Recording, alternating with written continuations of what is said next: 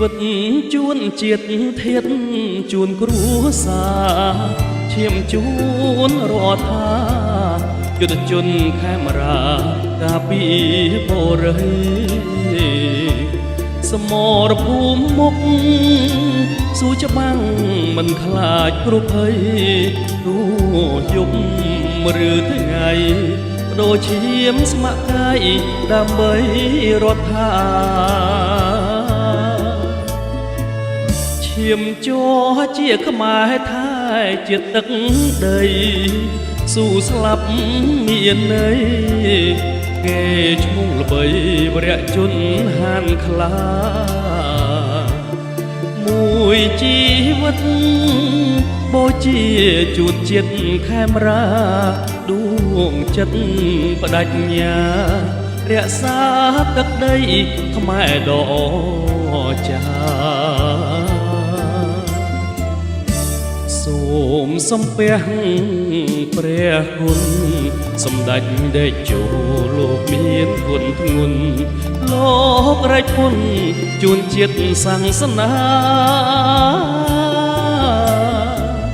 ក្នុងនាមយុទ្ធជនការពារខេមរាសូមលើកហាត់ថា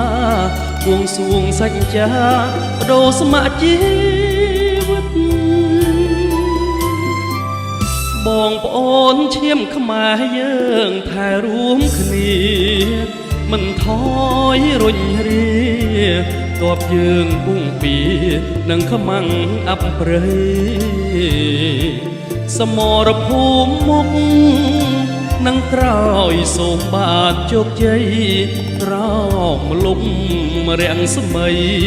ដែលចូលមានជ័យហឹបបដីសន្តិភាព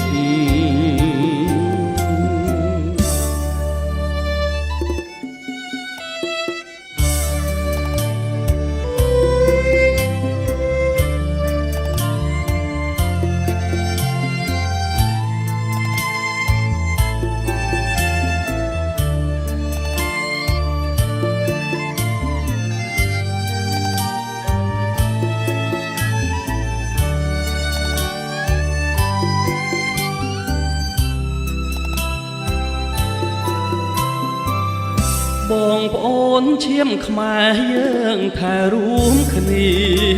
មិនថយរុញរាតបយើងពុងពីនឹងខ្មាំងអបព្រៃសមរភូមិមុខនឹងក្រោយសូមបានជោគជ័យក្រោមលំរាំងស្មីដែលចូលមានជ័យហឹបបដីសន្